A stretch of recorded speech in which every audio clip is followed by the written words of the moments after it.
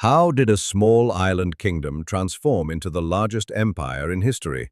From Elizabeth I's first colonial charters to the handover of Hong Kong in 1997, the British Empire's story is one of ambition, exploitation, and world-changing consequences. Discover the brutal realities behind its global dominance, how naval supremacy, mercantile greed, and slave labor built an empire where the sun never set. This isn't just history, it's the foundation of our modern world. Long before the term British Empire existed, England's medieval rulers laid its foundations through ambitious but uneven expansions. The Norman conquest of 1066 established a pattern of outward-looking ambitions, with subsequent monarchs projecting power beyond their island borders. Edward I's conquest of Wales in 1284 and his campaigns in Scotland demonstrated this expansionist mindset, though lasting control proved difficult to maintain beyond the borders of England itself. Ireland became the first testing ground for English overseas domination. Henry II initiated this process in 1171, claiming lordship over Ireland after a papal decree authorized English rule. Yet for centuries, England's control remained largely nominal outside the fortified Pale region around Dublin. The real administrative and military efforts in Ireland only intensified under the Tudors, particularly during Elizabeth I's reign, when the Crown sought to suppress Gaelic resistance and extend direct rule across the island. The legal mechanisms for empire began taking shape in this period through royal charters. These documents, issued by monarchs to merchants and explorers, granted exclusive rights to trade and settle in designated territories. The 1496 charter John Cabot received from Henry VII to explore North America exemplified this approach, though, like many early ventures, it produced no permanent settlements. These arrangements evolved into joint stock companies, which would later become crucial vehicles for colonial expansion. Two trading companies laid the commercial foundations for empire in the late 16th and early 17th centuries. The Levant Company, founded in 1581, established English trade links with the Ottoman Empire and the Eastern Mediterranean. More significantly, the East India Company received its royal charter in 1600, marking the beginning of England's organized commercial expansion into Asia. These companies operated as private enterprises with state backing, blending commerce with diplomacy and occasionally warfare. Ireland's Ulster plantation became the prototype for later colonial settlements. Beginning in earnest under James I after 1607, this scheme saw vast tracts of land confiscated from rebellious Irish lords and granted to Protestant settlers from England and Scotland. The plantation established patterns that would reappear across the Atlantic: displacement of native populations, imported labor systems, and the creation of settler societies that owed allegiance to the Crown while developing distinct local identities. Yet, these early efforts remained fragmented and often unsuccessful. The Roanoke colony in present-day North Carolina vanished without trace between 1587 and 1590, while other ventures in Newfoundland and Guyana failed to establish permanent footholds. Even successful settlements like Jamestown, founded in 1607, nearly collapsed in their first years from starvation and conflict with indigenous populations. The costs of these ventures frequently outweighed their immediate benefits. The late medieval period also saw England develop the naval capabilities necessary for future expansion. Victories over the Spanish Armada in 1588 and in subsequent naval conflicts demonstrated growing maritime power, though England still lagged behind Spain and Portugal in global reach. Shipbuilding techniques improved, and English privateers gained experience raiding Spanish possessions in the Americas, laying groundwork for more systematic colonial enterprises. By the early 17th century, all the pieces were in place for more organized colonial expansion. Legal frameworks through royal charters, commercial structures through joint stock companies, settlement models from Irish plantations, and growing naval confidence. What remained was the political will and economic motivation to combine these elements into a coherent imperial strategy. This transformation would occur as England entered a new phase of competition with European rivals, particularly in the Atlantic world.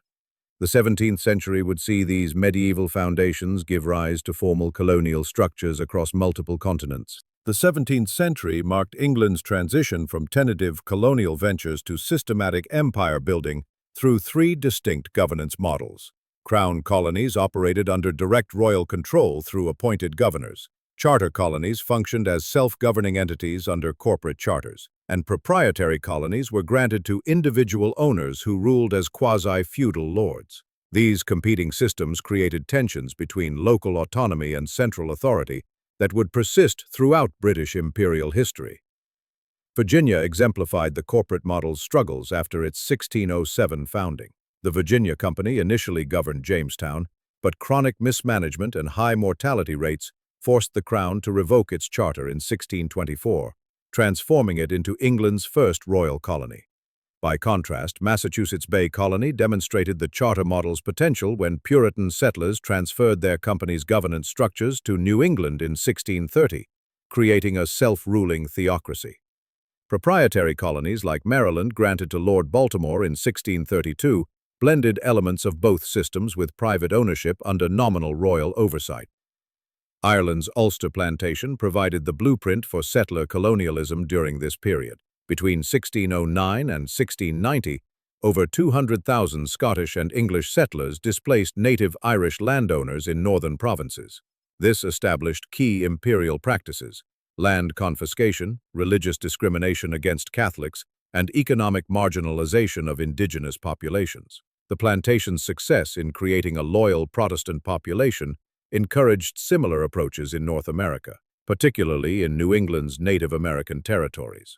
The Caribbean became England's most profitable colonial arena during the mid-17th century.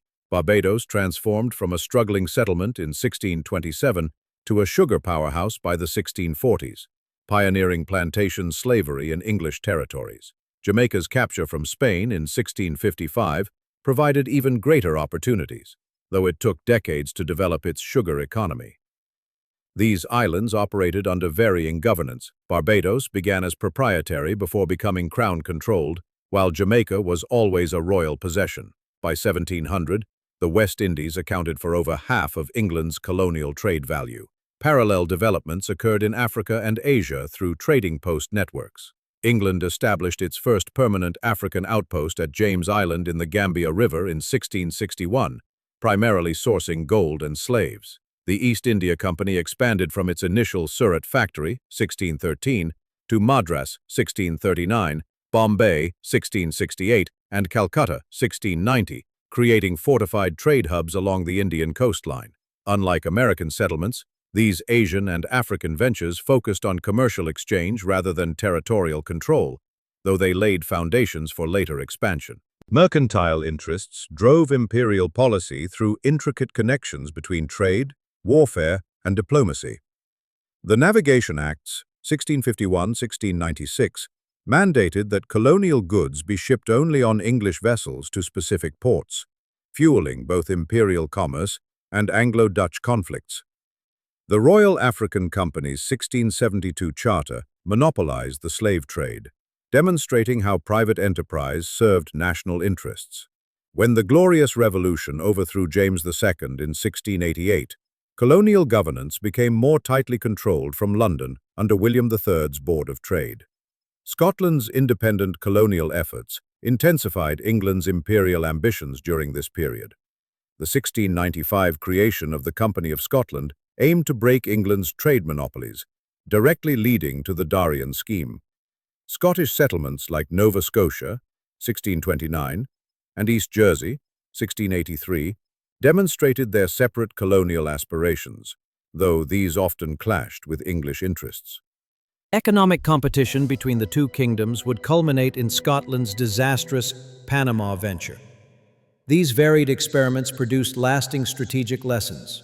The Crown learned the need for flexible governance that balanced local needs with centralized control, particularly after Bacon's Rebellion in Virginia, 1676, exposed colonial unrest. The economic potential of slave-based plantation systems became undeniable, though their moral contradictions grew increasingly apparent. Trading companies demonstrated the viability of private-public partnerships in expansion efforts, while constant European rivalries highlighted the need for naval superiority. The century also saw the emergence of colonial identities distinct from England itself. North American settlers developed self-governing traditions through assemblies like Virginia's House of Burgesses, 1619, while Caribbean planters formed a wealthy oligarchy with interests often at odds with London merchants. These divisions within the empire would become more pronounced in the following century, even as Britain's global power expanded dramatically. The stage was now set for a new phase of imperial consolidation and conflict, beginning with the forced merger of Scottish and English ambitions through the 1707 Acts of Union. Scotland's attempts to build its own colonial empire came to a devastating conclusion with the Darien scheme of the 1690s. While England expanded its global reach, Scotland sought to establish its own overseas foothold. The Scottish Parliament approved an ambitious plan to create a trading colony in the Darien region of Panama, strategically located between the Atlantic and Pacific Oceans. This venture represented more than just economic ambition. It was a nationalist project aimed at securing Scotland's independence from English dominance. The Company of Scotland raised an astonishing £400,000, equivalent to nearly half of Scotland's entire liquid capital at the time, from investors eager to participate in the colonial enterprise. In 1698, 5 ships carrying 1,200 settlers departed for the Isthmus of Panama to establish the colony they called New Caledonia. The location was chosen for its potential to control trade between the world's oceans, but the Scottish planners had dangerously underestimated the challenges they would face. The colonists arrived during rainy season to find a malarial swamp rather than the hospitable land they expected. Spanish forces in the region immediately declared the settlement illegal, while English colonies in America refused to trade with the Scots, under pressure from London. Within 8 months, disease and starvation had killed 2/3 of the settlers. A second expedition in 1699 found only ruins and corpses. The final death toll reached approximately 2,000 Scots, with the financial losses bankrupting much of the country's elite. The disaster had profound consequences for Scotland's future. The failed venture cost Scotland roughly 1/5 to 1/4 of its total wealth. Edinburgh's business community never recovered from the financial shock, and many prominent families were ruined. The economic catastrophe left Scotland vulnerable to political pressure from England, which saw an opportunity to secure unification. English ministers made clear they would only provide financial compensation for Darien's investors if Scotland accepted political union. Scotland's weakened position after Darien made resistance to English demands difficult. The negotiations for the 1707 Acts of Union gained urgency as Scotland faced economic collapse. While nationalist sentiment opposed the loss of independence, practical realities dictated acceptance. English promises to assume Scotland's debts and grant access to England's colonial markets proved decisive. The Union created Great Britain, with Scotland sacrificing its parliament but gaining economic stability. The Darien failure illustrates how colonial competition could determine European power dynamics. Scotland's inability to sustain an independent empire removed the last major obstacle to political union with England. Ironically, Scotland would participate in Britain's later imperial successes, but only after surrendering its sovereignty. The episode demonstrated how costly colonial failures could reshape national destinies, with consequences far beyond their immediate financial toll. Within a generation of the Union, Scots would become prominent administrators and soldiers in the expanding British Empire. The very men who might have led an independent Scotland instead helped build Britain's global power. This transformation from rival to partner marked one of history's most dramatic reversals of colonial fortune. The stage was now set for Britain, with Scottish resources and manpower added to English naval strength, to pursue imperial ambitions on an unprecedented scale. The 18th century marked Britain's transformation from a European power to a global empire. After the 1707 Acts of Union created Great Britain, the newly unified kingdom turned its attention outward. France emerged as its primary rival, with conflicts playing out across multiple continents. This period saw British forces fighting in Europe, North America, the Caribbean, and South Asia simultaneously. A logistical challenge no previous empire had attempted on such scale. Victory at the Battle of Plassey in 1757 changed everything, Robert Clive's East India Company forces defeated the Nawab of Bengal, gaining control of tax collection rights across vast territories. What began as a trading operation now governed millions of people. By 1765, the Mughal emperor formally granted the company Diwani rights, effectively making it the sovereign power in Bengal. The line between merchant and ruler had blurred beyond recognition. Over the next decades, the British state would increasingly intervene in company affairs, setting the stage for direct crown rule. In North America, the 7 Years' War delivered another decisive victory. British forces under James Wolfe captured Quebec in 1759, removing French control from Canada. The 1763 Treaty of Paris formalized these gains, granting Britain New France, Florida, and important Caribbean islands. But these acquisitions brought new challenges. Administering territories with Roman Catholic French populations required pragmatic concessions like the Quebec Act of 1774, which preserved French civil law.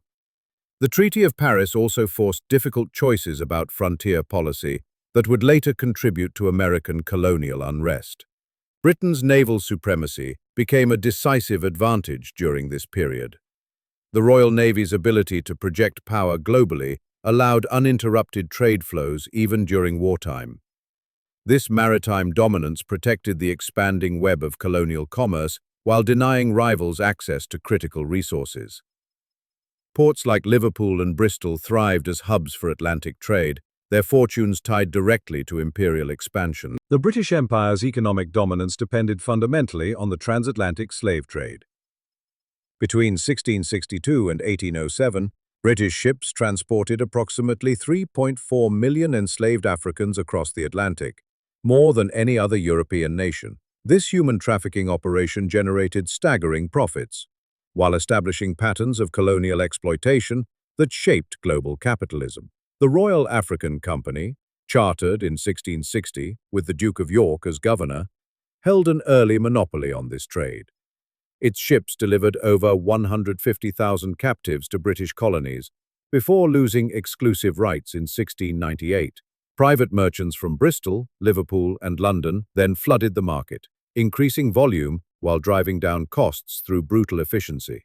Sugar plantations became the most visible beneficiaries of enslaved labor. A single Barbados estate in the 1680s could produce sugar worth £1,000 annually, equal to £200,000 today, while enslaved workers survived an average of just 7 years after arrival. The triangular trade created self-perpetuating cycles of profit. Manufactured goods moved from Britain to Africa, enslaved people from Africa to plantations, and plantation products like sugar, tobacco, and rum back to Britain. By the mid-18th century, West Indian sugar accounted for 20% of all British imports, with profits financing industrial innovations like James Watt's steam engine. Britain's naval power protected this commerce at every stage. Warships escorted merchant vessels along established slave routes known as the Middle Passage, where mortality rates averaged 12 to 15% per voyage. The Royal Navy suppressed piracy while enforcing mercantilist policies against foreign competitors. Naval bases like Port Royal in Jamaica and Cape Coast Castle in West Africa secured critical nodes in the trade network. This military backing ensured stability for British slavers while preventing rivals from interfering with established routes. The economic impact rippled through British society. Slave-derived wealth built Georgian townhouses in Bristol, funded Liverpool's docks, and capitalized London's financial institutions. Lloyd's of London insured slave ships, Barclays Bank originated in slave trading profits, and pottery manufacturer Wedgwood relied on plantation purchases. Even distant industries benefited.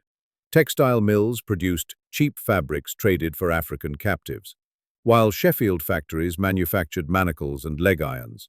Approximately 12% of Britain's GDP in the 18th century derived directly or indirectly from slavery. This prosperity masked the system's brutality. Slave codes in Jamaica, 1664, and Barbados, 1688, classified enslaved people as property rather than persons, permitting extreme punishments. Plantation records detail whippings, brandings, and amputations for minor infractions. The 1739 Stono Rebellion in South Carolina prompted even harsher repression. with new laws restricting education and assembly. British courts upheld these practices, ruling in 1729 that enslaved individuals remained property, regardless of baptism or residence in Britain. The slave trade's efficiency relied on sophisticated business practices. Merchants used futures contracts to hedge risks, while agents in Africa established permanent factories to streamline procurement. Liverpool shipbuilders designed specialized vessels with reinforced decks to maximize human cargo. By the 1780s, a slave ship could complete the triangular circuit in 18 months, generating returns upwards of 50% on investment. These commercial innovations made British slavery exceptionally profitable compared to other European systems. This vast enterprise faced growing moral opposition. Quakers began denouncing slavery as early as 1688, while enlightened thinkers like Adam Smith argued it was economically inefficient. Abolitionists published slave ship diagrams showing tightly packed human cargo, and former enslaved persons like Olaudah Equiano gave first-hand accounts of atrocities. Yet change came slowly. The same parliament that abolished the slave trade in 1807 had rejected abolitionist petitions just 20 years earlier, while compensating slaveholders generously after full emancipation in 1833. Slave labor created the infrastructure for later imperial expansion. Profits financed canals, factories, and railways that strengthened Britain's industrial base. Trading networks established for human trafficking later moved tea, cotton, and other commodities. The administrative experience gained managing plantations informed colonial governance in Asia and Africa. Even after abolition, former slavers transitioned seamlessly to legitimate commerce in palm oil and cocoa, using existing African contacts. The economic mechanisms developed during the slave trade era became permanent features of British capitalism. Insurance markets, joint stock companies, and commodity exchanges all refined their practices through slavery before applying them globally. This institutional legacy persisted alongside the moral contradictions of an empire that proclaimed liberty while building wealth through forced labor. These tensions would fuel debates about imperial purpose as Britain entered the 19th century's age of reform. The movement to abolish slavery gained momentum in Britain through an unlikely alliance of religious reformers, Enlightenment thinkers, and economic pragmatists. While the American and French revolutions promoted ideals of liberty, British plantation owners continued exploiting enslaved labor across the empire. This contradiction intensified after 1772, when the Somerset case established that enslaved people could not be forcibly removed from England, though it didn't abolish slavery itself. The ruling highlighted the paradoxical legal status of slavery in an empire that valued constitutional rights. William Wilberforce emerged as abolition's political champion after 1787, working with Thomas Clarkson's Society for effecting the abolition of the slave trade.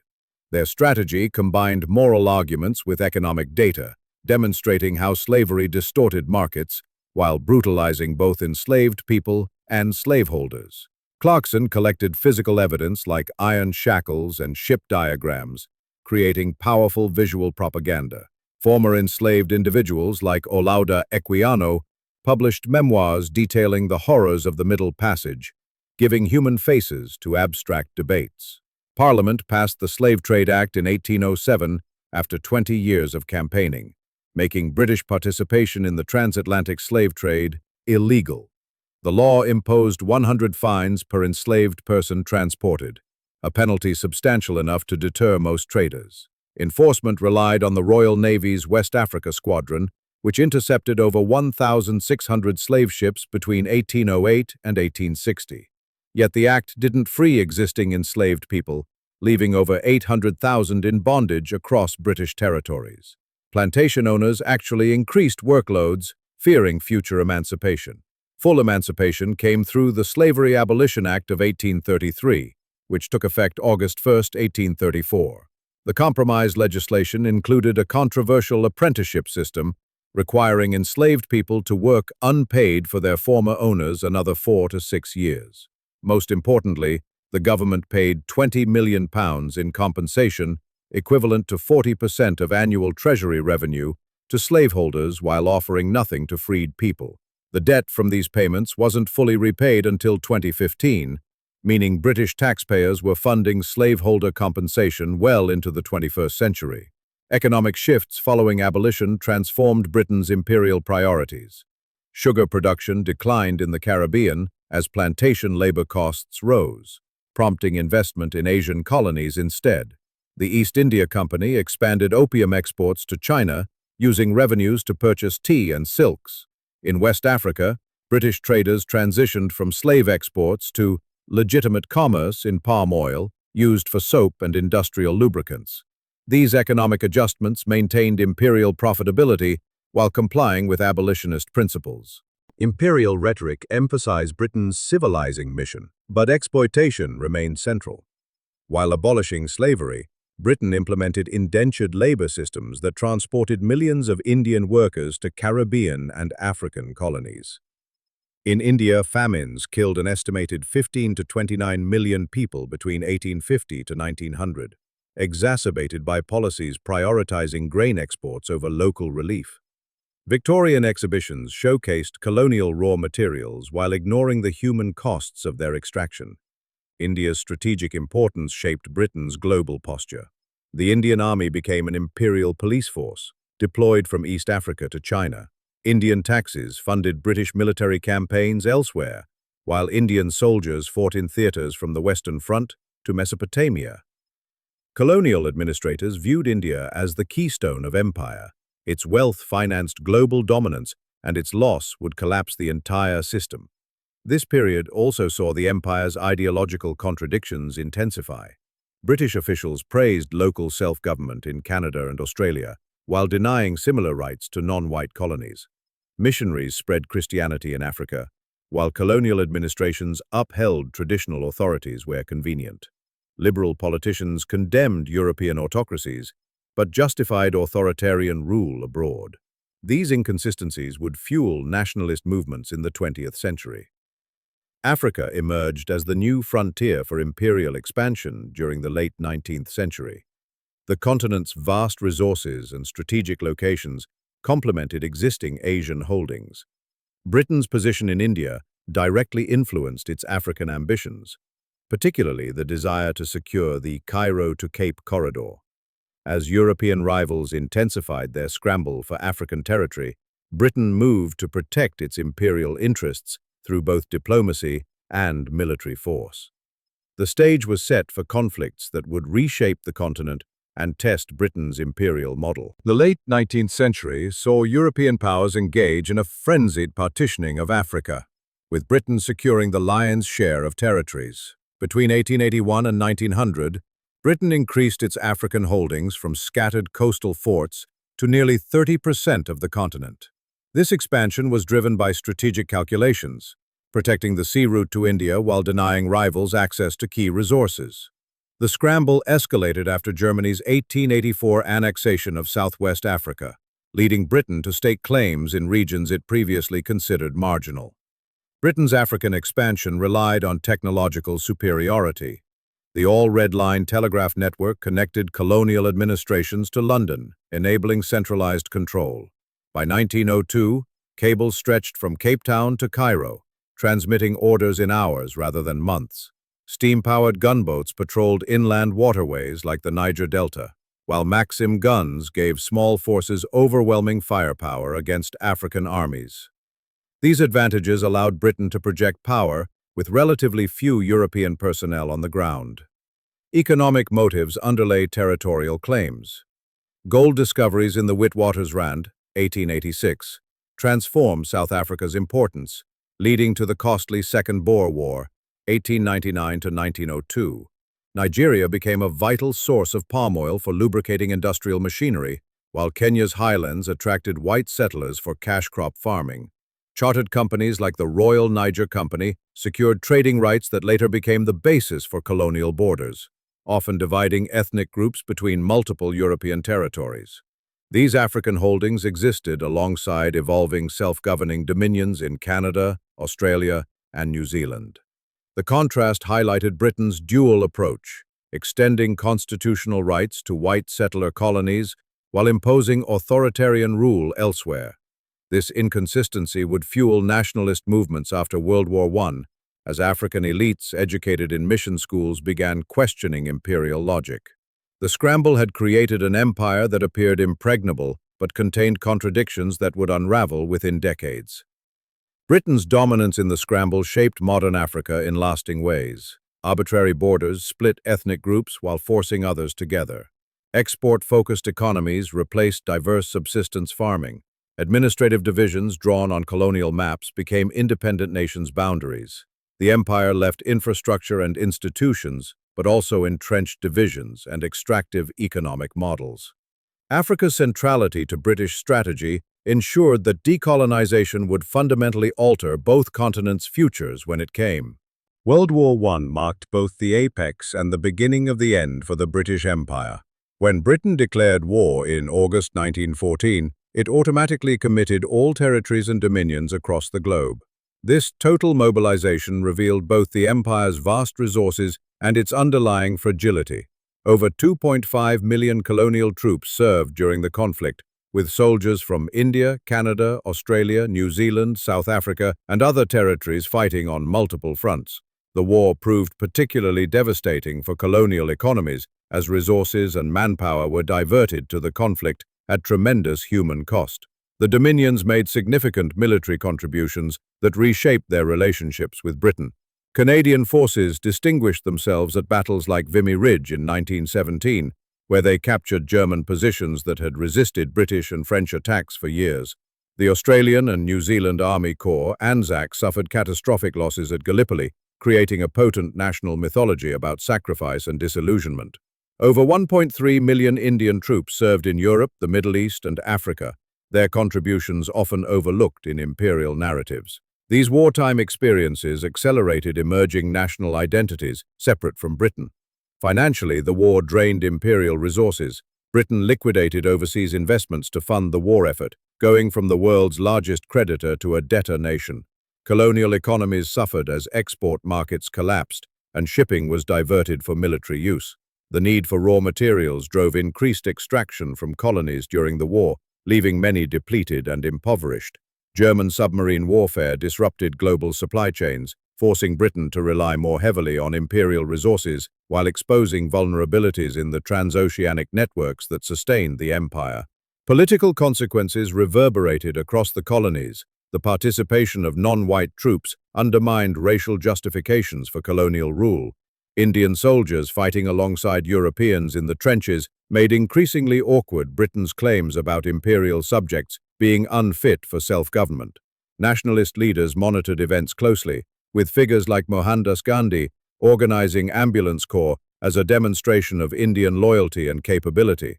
The Paris Peace Conference in 1919 became a focal point for colonial demands, though these were largely ignored by the victorious powers. Ireland emerged as the war's most immediate imperial casualty. The 1916 Easter Rising took advantage of British preoccupation with the Western Front, and though swiftly suppressed, its brutal aftermath turned Irish opinion decisively toward independence. The war's end saw the Irish War of Independence begin in 1919, leading to partition and dominion status for the Irish Free State in 1922, Britain's first major territorial loss since the American Revolution. This precedent emboldened nationalists throughout the empire. The war also reshaped imperial geography in the Middle East. The Ottoman Empire's defeat allowed Britain to gain League of Nations mandates over Palestine, Transjordan and Mesopotamia, Iraq, while sharing influence over Persia, Iran with Russia. These acquisitions reflected strategic interests in oil resources and communication lines to India, but introduced new administrative burdens and conflicts, including resistance movements in Iraq and growing Arab-Jewish tensions in Palestine. Britain's contradictory wartime promises to Arabs and Zionists created problems that persist today. Demographic changes accompanied political shifts. Many colonial veterans returned home with new skills and expanded worldviews, less willing to accept pre-war hierarchies.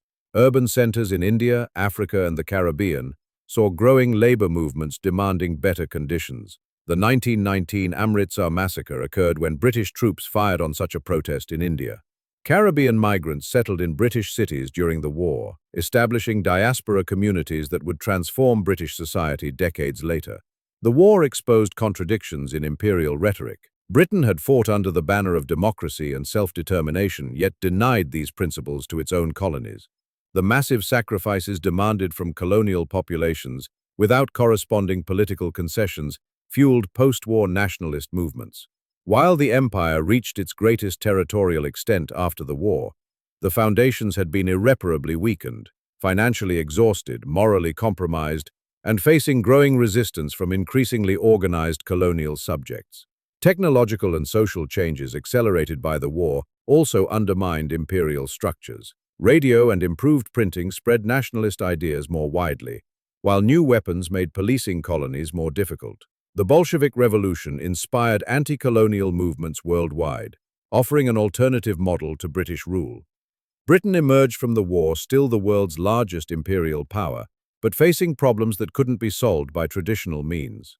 The interwar period would see these tensions intensify as imperial unity fractured along multiple lines, between dominions seeking greater autonomy and colonies demanding independence, between economic realities and strategic ambitions, between democratic ideals and colonial repression.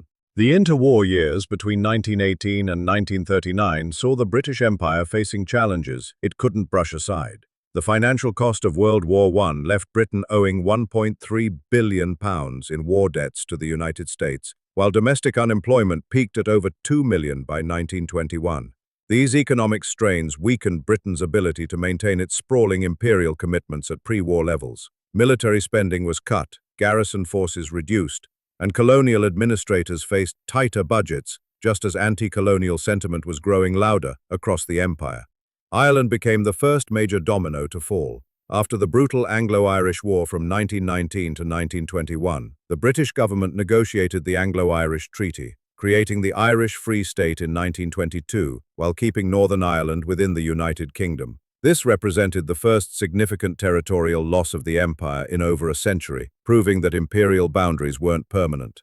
The violence surrounding Ireland's independence struggle, including the infamous Bloody Sunday massacre in 1920, demonstrated how costly suppressing nationalist movements could become. Elsewhere, imperial authority faced challenges of a different nature. In India, Mahatma Gandhi's non-cooperation movement of 1920 to 22 mobilized millions in peaceful resistance against British rule. Though temporarily suspended after violent incidents, the movement established mass civil disobedience as an effective tool against colonial governance. Egypt gained nominal independence in 1922 through negotiations, though Britain retained control over Suez Canal security and foreign policy. Iraq followed in 1932 with similar conditional independence terms. These arrangements showed Britain attempting to maintain influence while reducing direct administrative burdens. The global economic landscape shifted against British interests during this period. The 1929 Wall Street crash and subsequent Great Depression devastated export-dependent colonies, while weakening British financial institutions. Colonial commodity prices collapsed. Malayan rubber, West Indian sugar, and African minerals all lost significant value. The Ottawa Agreements of 1932 established preferential trade within the empire, attempting to counter economic nationalism globally, but couldn't fully offset broader trends. Meanwhile, new industrial powers like Japan and the United States challenged British dominance in traditional export markets. The British military vulnerabilities became increasingly apparent. The 1926 Imperial Conference formalized the independence of dominions like Canada and Australia in foreign policy matters, a recognition of their growing autonomy. The 1931 Statute of Westminster legally confirmed this status, transforming the empire into a more voluntary association. When Mussolini's Italy invaded Abyssinia in 1935, Britain's weak response exposed its reluctance to enforce imperial security commitments single-handedly. Japanese expansion in Asia similarly went unchecked, as resources were stretched thin. Nationalist movements adopted new tactics and gained international support. The 1935 Government of India Act introduced limited self-rule provisions while maintaining British control over defence and foreign affairs. A compromise satisfying neither nationalists nor imperial hardliners. In Palestine, Arab revolts from 1936–39 forced Britain to reconsider its Balfour Declaration commitments to a Jewish homeland. Across Africa, educated colonial elites began organizing political parties that would later lead independence movements. These developments all pointed toward an empire struggling to maintain its legitimacy and authority. The interwar period reshaped Britain's relationships with its furthest-flung territories too. Australia and New Zealand, alarmed by Britain's inability to guarantee Pacific security after Japan's rise, began looking toward the United States as an alternative ally. Canada moved increasingly into America's economic orbit through trade agreements. Even in the Caribbean, labor riots and protests in the 1930s signaled growing dissatisfaction with colonial rule. Britain faced the paradox of needing empire more than ever for economic recovery, while lacking the resources to properly sustain it. These accumulating pressures created what historians would later recognize as the beginning of the end for the British Empire. The structures of imperial control remained intact on maps and in government buildings, but their foundations had been irreversibly weakened. World War II became the turning point that unraveled the British Empire. When Britain declared war in 1939, it mobilized its global territories, with over 2.5 million soldiers from India alone volunteering for service. The empire's resources were stretched beyond capacity, revealing fundamental weaknesses in its structure. British forces depended heavily on colonial troops, materials, and strategic bases, from African ports to Southeast Asian rubber plantations. Yet the war's financial cost exceeded Britain's means. By 1945, the national debt stood at £21 billion, equivalent to nearly 250% of GDP. The conflict transformed colonial perspectives across the empire. Indian soldiers who fought alongside British forces in North Africa and Europe returned with expectations of political rights. The British had promised independence to India in exchange for wartime support, but delays in delivering these promises fueled nationalist movements. Meanwhile, Japanese victories in Southeast Asia shattered the myth of European invincibility. When Singapore fell in 1942, over 80,000 British and Imperial troops surrendered to a smaller Japanese force, the worst defeat in British military history. Colonies under Japanese occupation saw Western power dismantled before their eyes, making post-war resumption of imperial control increasingly untenable. Dividers I Britain's wartime dependence on the United States accelerated the empire's decline.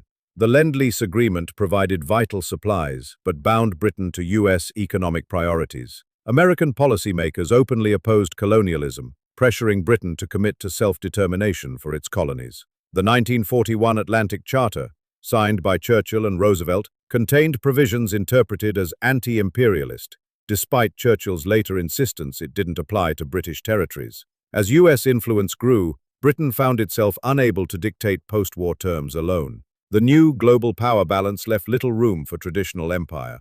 One of the man authority from the Intention Empire, yet tourney for adjusting colons, or from all soons to paid. Post-war economic devastation made colonial administration unsustainable. Rationing continued in Britain until 1954, while infrastructure repairs drained resources that might have maintained overseas rule. The Labour government of 1945 viewed empire as secondary to domestic welfare reforms. By 1948, Britain was spending more on its new National Health Service than on its military. Meanwhile, colonial economies demanded reinvestment after wartime resource extraction, but Britain lacked the capital. Strikes and uprisings in the Caribbean, Africa, and Southeast Asia further stretched dwindling military and administrative capacities. The war reshaped international institutions in ways that undermined imperial legitimacy. The newly formed United Nations became a platform for anti-colonial voices, with India actively opposing continued British rule, despite not yet being independent. Britain's weakened position left it unable to counter challenges to its authority. In 1947, the sudden withdrawal from India, partitioned into two nations amid violent turmoil, marked the beginning of rapid decolonization. The urgency to leave, followed by similar retreats from Palestine and Burma, proved the empire could no longer sustain itself. Military overextension and financial exhaustion made the dismantling of imperial structures inevitable. The war had transformed the colonies as well. Returning soldiers brought back new political awareness, while wartime experiences reshaped expectations. Economic disruptions strengthened local industries in places like India, reducing reliance on British goods. When independence movements gained momentum in the late 1940s and 1950s, they did so in a world fundamentally changed by the war, one where empire no longer made strategic or economic sense. Britain's victory in 1945 had come at the cost of its imperial future. Europe emerged from World War II to find its colonial empires untenable. The British Empire, financially exhausted and politically compromised, faced a wave of nationalist movements that would dismantle its global holdings within 3 decades. This process unfolded unevenly across different regions, shaped by local resistance, British strategic interests, and the shifting geopolitics of the Cold War. India's independence in 1947 set the template for decolonization.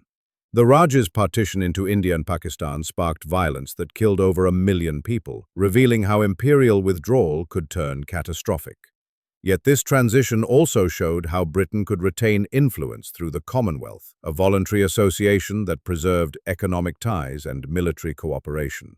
Over the next decade, similar patterns emerged in Ceylon, 1948, and Malaya, 1957, where negotiated settlements maintained British commercial interests even as political control ended. Africa proved more contentious. Ghana's peaceful independence in 1957 masked the coming storm. In Kenya, the Mau Mau Uprising, 1952-1960, forced Britain to recognize the unsustainable costs of suppressing nationalist movements. The 1960 Year of Africa saw 17 colonies gain independence, but settler colonies resisted this trend. Rhodesia's white minority government unilaterally declared independence in 1965, creating a pariah state that lasted until 1980. These violent transitions contrasted sharply with places like Nigeria, where British-trained elites inherited the colonial administration intact.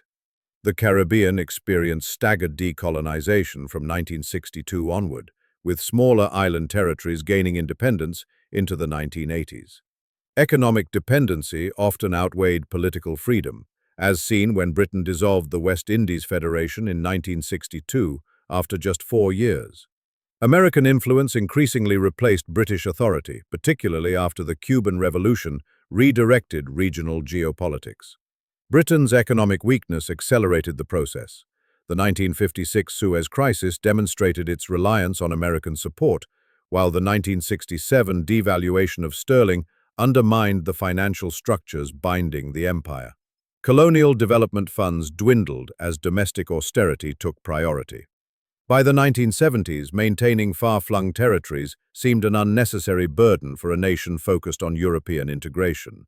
Hong Kong's 1997 handover to China marked the empire's symbolic conclusion, though 14 overseas territories remain. These outposts, from the Falklands to Gibraltar, serve as reminders of Britain's diminished global role. The rapidity of decolonization surprised contemporaries. In 1945, few predicted the empire's near-total dissolution within 40 years.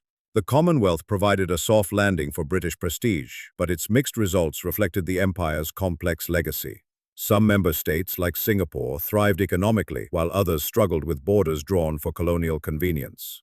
British institutions and legal systems endured in many former colonies, but cultural ties weakened with each generation. Immigration from former colonies transformed British society, even as the country struggled to reckon with its imperial past. Globally, decolonization redistributed power to new international organizations where Britain no longer held privileged status, completing its transition from imperial hegemon to middle power. The British Empire's cultural footprint extends far beyond its political collapse. English, once the language of colonial administrators, is now the world's dominant lingua franca, spoken by over 1.5 billion people. This linguistic inheritance stems from the empire's strategic imposition of English in governance and education, yet its global adoption also reflects a paradox. Colonial subjects often used the language of their rulers to demand independence. The tension between forced assimilation and organic adaptation shaped post-colonial identities, creating hybrid dialects like Caribbean patois and Indian English that carry traces of resistance and reinvention. British legal and educational systems became templates for nations emerging from colonial rule. The common law framework developed in England's courts still structures judicial systems in over 50 countries, from Nigeria to Singapore. Likewise, the competitive examination system introduced in India by Thomas Macaulay in 1835 persists in modified forms across South Asia, privileging English language proficiency as a gateway to elite status. These institutions often retained hierarchical structures that reinforced colonial inequalities even after independence, embedding British norms into national bureaucracies. Cultural intermingling produced enduring fusions. In Kenya, tea drinking, a habit popularized by British planters, became a national custom, while Indian curry houses in Britain evolved into that nation's most popular dining option. Cricket, once a tool of colonial socialization, was embraced and transformed by Caribbean and South Asian teams that now dominate the sport. Such exchanges were rarely equal. The British exported their cultural preferences while often dismissing indigenous traditions as primitive. Yet over time, these asymmetries gave rise to dynamic new forms of expression, from the Afrobeat music of Fela Kuti to the novels of Salman Rushdie. The empire's educational legacy carried contradictions. Mission schools in Africa and Asia taught literacy alongside Christian doctrine, creating literate elites who later challenged colonial rule. Figures like Ghana's Kwame Nkrumah and India's Jawaharlal Nehru studied in British universities before leading independence movements, using the intellectual tools of the colonizer to dismantle colonial systems. Meanwhile, the suppression of local languages in favor of English eroded indigenous knowledge systems, a loss still felt in communities struggling to revive native tongues. Architectural remnants of empire dot former colonies, from the neo-Gothic train stations of Mumbai to the Georgian facades of Kingston. These structures often served as symbols of domination. The Durbar halls where British officials held court, the hill stations that replicated English villages in tropical climates. Today, some have been repurposed as museums or government buildings, their original meanings overwritten but not erased. In places like the British Empire presents one of history's most contentious moral dilemmas. Across former colonies, debates continue over whether to view it as a force for development or exploitation. Supporters point to infrastructure projects, legal frameworks, and economic integration, while critics highlight violence, resource extraction, and cultural erasure. This tension shapes how nations educate future generations about their colonial past. The economic legacy remains particularly disputed. Britain extracted an estimated $45 trillion from India alone between 1765 and 1938, according to economist Utsa Patnaik's calculations. Railways and ports built during colonial eras often served export economies rather than local needs. India's railroad network prioritized moving cotton to Bombay's mills over connecting inland cities. Development was frequently accidental. Telegraph lines installed for military control later enabled national cohesion, while English language schooling created bureaucrats who would govern post-independence nations. Barrack calls for reparations have gained momentum in recent decades. In 2013, Caribbean nations formed the CARICOM Reparations Commission, demanding formal apologies and financial compensation for slavery's lingering effects. Britain has made limited gestures. The government only finished paying compensation to slave-owning families in 2015, but has never compensated descendants of the enslaved. The Church of England pledged £100 million in 2023 to address its historic ties to slavery, while Glasgow University committed £20 million for reparative justice. These amounts pale against estimates that Britain transported 3.1 million enslaved Africans to its colonies. Environmental damage represents another lasting consequence. Colonial agricultural policies caused deforestation from Malaysia's rubber plantations to Kenya's tea estates. The draining of Bengal's wetlands for rice cultivation exacerbated famines, while monoculture farming degraded soils across Africa. Modern climate change discussions rarely acknowledge how colonial resource extraction contributed to current ecological crises. Historians' interpretations of empire have shifted dramatically. Early 20th century accounts often portrayed colonialism as a benevolent civilizing mission. Post-war scholarship emphasized economic exploitation, while recent studies examine complex cultural exchanges alongside oppression. The British Museum's contested holdings, including the Benin bronzes and Koh-i-Noor diamond, embody these debates. Calls for restitution challenge traditional narratives about preservation versus ownership. Started. The character, settling man. Political structures inherited from colonialism continue influencing governance.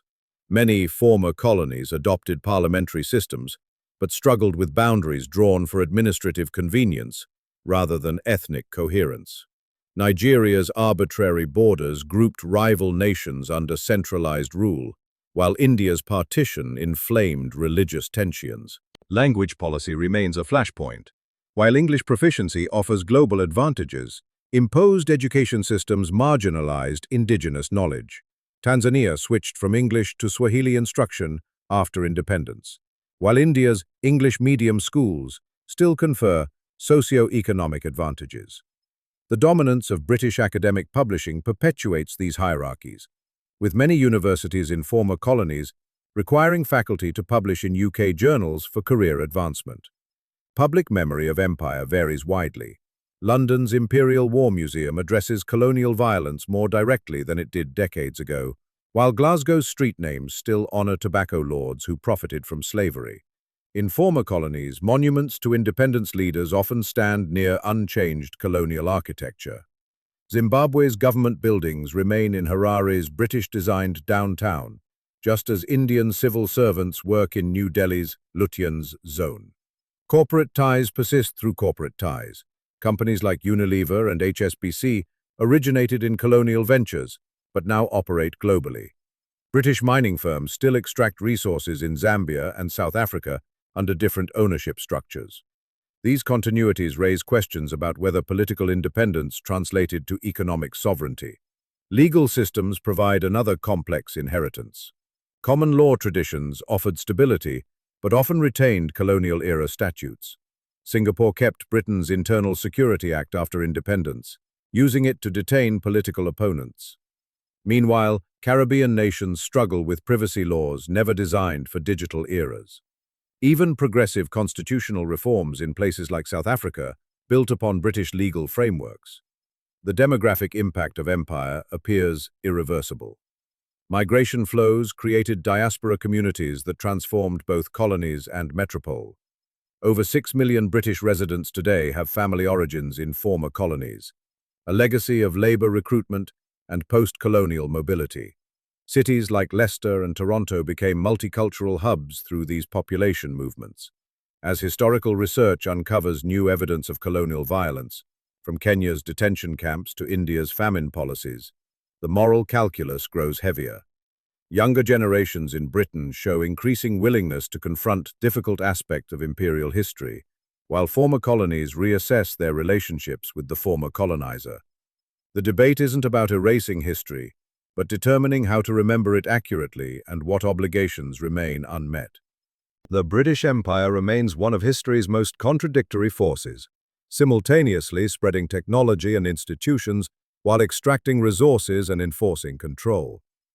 Its fingerprints linger on modern borders, laws, and conflicts, proving that empires don't vanish, they mutate.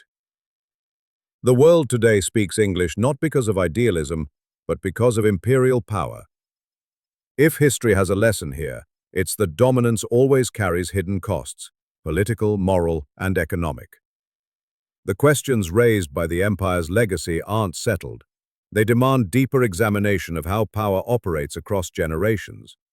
For more untold stories of how empires shape our present, explore the other histories waiting to be uncovered.